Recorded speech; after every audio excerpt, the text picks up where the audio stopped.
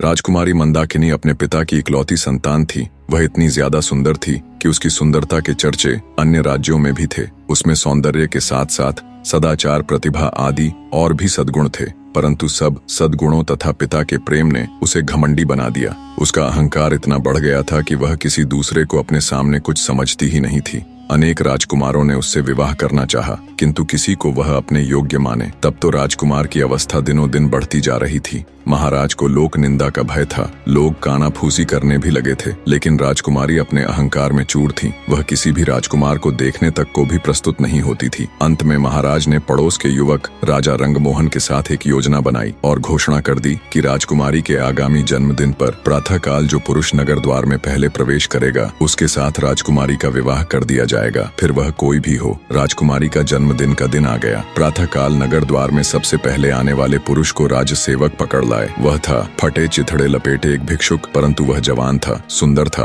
और पूरा अलमस्त था। उसके मुख पर एक अलग ही तेज नजर आ रहा था। महाराज ने राजपुरोहित को बुलवाया और बिना किसी धूमधाम के भिक्षुक के साथ राजकन्या का विवाह कर दिया। राजकुमारी चिल्लाई और रोते रोते उसने अपने सुंदर नेत्र लाल बना लिए, किंतु आज उसके पिता निष्ठुर बन गए थे। उन्होंने पुत्री के रोने चिल्लाने पर ध्यान ही नहीं दिया। भिक्षुक को केवल 5 स्वर्ण मुद्रा देकर उन्होंने कहा, तू अपनी पत्नी को लेकर मेरे राज्य से शीघ्र निकल जा, और याद रखना, यदि फिर तू या तेरी पत्नी मेरे राज्य में आए तो प्राण दंड दिया जाएगा। चलो। मंदाकिनी भिक्षुक ने राजकन्या को पकड़ा और चल पड़ा। रोती बिलखती राजकुमारी उसके साथ जाने को विवश थी, परंतु भिखारी ज्यों का त्यों प्रसन्न था। वह पत्नी के रोने पर ध्यान दिए बिना गीत गाता चल रहा था। राजकन्या को पैदल ही पिता के राज्य से बाहर जाना पड़ा। भिखारी उससे मधुर भाषा में बोलता, उसे प्रसन्न करने का प्रयत्न करता। पर्याप्त दूर जाने पर जंगल में नदी किनारे एक फूस की झोपड़ी में दोनों पहुंचे। भिखारी ने कहा, अब यही तुम्हारा घर है। तुम्हें स्वयं अब जंगल के पत्ते और लकड़ियां लानी पड़ेगी। कंदमूल जो कुछ मिलेगा उसे उबाल कर खाना पड़ेगा। पास के गांव में लकड़ियां बेचने जाना होगा। मैं भी जितना बन सकेगा तुम्हारी सहायता करूंगा राजकन्या के लिए।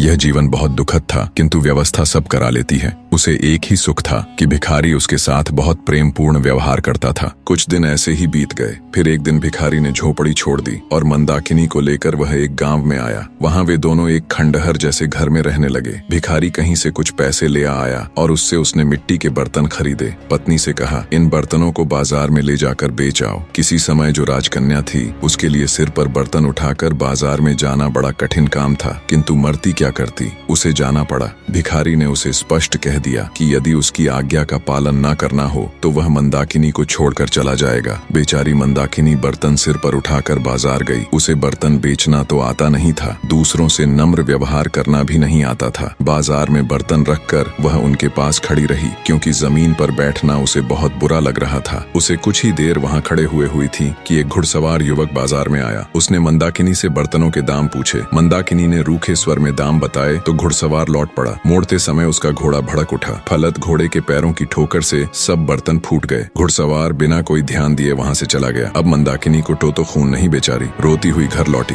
भिखारी आते ही क्रोधित होगा, यह बात सोच सोच कर उसके प्राण सूखे जा रहे थे। भिखारी आया तो देखा रो रो कर मंदाकिनी की आंखें सूज गई थीं। वह कुछ नहीं बोला, परंतु दूसरे दिन कहा, मंदाकिनी तुम्हें कुछ नहीं आता। मिट्टी के सभी बर्तन टूट गए। अब हम दोनों का निर्वाह कैसे होगा? एक उपाय है, नगर में चलते हैं। सुना है राजा रंगमोहन बहुत दयालु है। उसकी पाकशाला में तुम्हें कोई नौकरी दिलवाने का प्रयत्न करूंगा। तुम्हें काम मिल जाए तो तुम्हारी ओर से निश्चिंत होकर मैं भी कहीं अच्छे पैसे वाला ढंग का काम ढूंढ लूंगा। कुछ धन एकत्र हो जाने पर कोई व्यापार कर लूंगा और तब तुम्हें भी अपने पास बुला लूंगा। राजा रंगमोहन का नाम सुनकर मंदाकिनी ने लंबी सांस ली। एक समय इस नरेश ने उससे विवाह करने का प्रस्ताव किया था। आज वह राजरानी होती, किंतु हाय रे, यह घमंड आज उसी राजभवन में वह दासी बनने जा रही है। जाने के अतिरिक्त कोई दूसरा रास्ता नहीं था। मंदाकिनी नगर में गई और राजा की पाकशाला में उसे नौकरी मिल गई। भिखारी उससे विदा होकर कहीं चला गया। मंदाकिनी का गर्व नष्ट हो गया था, उसका स्वभाव बदल गया था। अब वह अत्यंत विनम्र, परिश्रमी और सावधान सेविका बन गई थी। रसोई घर की अध्यक्षा रंभा कुमारी उसके कार्य से अत्यंत संतुष्ट थी। बसंत पंचमी आई। राजा रंगमोहन का जन्मदिन था। सभी सेवकों को इस दिन नरेश अपने हाथ से पुरस्कृत करते थे। दूसरी सेविका के साथ मंदाकिनी को भी राजसभा में जाना पड़ा। जब सब सेवक पुरस्कृत हो चुके और सब सेविका